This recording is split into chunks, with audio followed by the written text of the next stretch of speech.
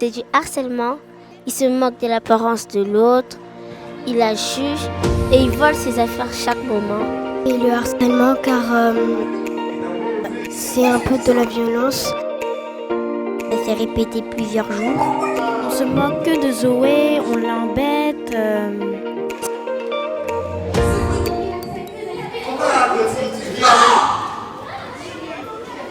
Qu'est-ce qu'elle a celle-là?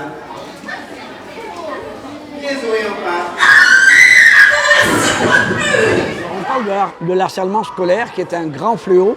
On n'en parle pas souvent en Côte d'Ivoire. C'est un problème énorme où il y a eu des suicides d'enfants. Donc il faut prendre ce problème-là à la ressource.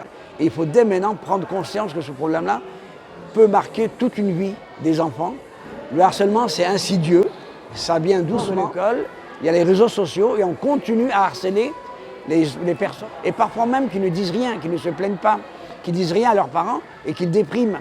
Et c'est comme ça qu'on arrive jusqu'au problème du suicide. Point de départ d'un travail qui va être mené sur toute l'année. Nous avons des ambassadeurs qui vont faire le relais, qui vont être à l'écoute des élèves. Nous avons des formations des enseignants pour que tout le monde puisse intervenir dans tous les cas de harcèlement. Et c'est vraiment un point fort important pour nous. Je pense que le message qui est passé, c'est qu'il y a une sensibilisation à avoir. Aujourd'hui, on sait que c'est une problématique qui est de plus en plus prise au sérieux. Il faut que les enfants se respectent, s'ils se tolèrent les uns les autres et qu'ils soient ouverts à leurs amitiés, qu'ils soient ouverts à leurs différences. Aujourd'hui, on a fait l'activité de lutte contre le harcèlement, ce qui est cofinancé par notre association, l'association des parents d'élèves du lycée Blaise Pascal et de l'école Jacques Prévert, qui est important, qui a été déclarée grande cause par le ministère de l'Éducation nationale français.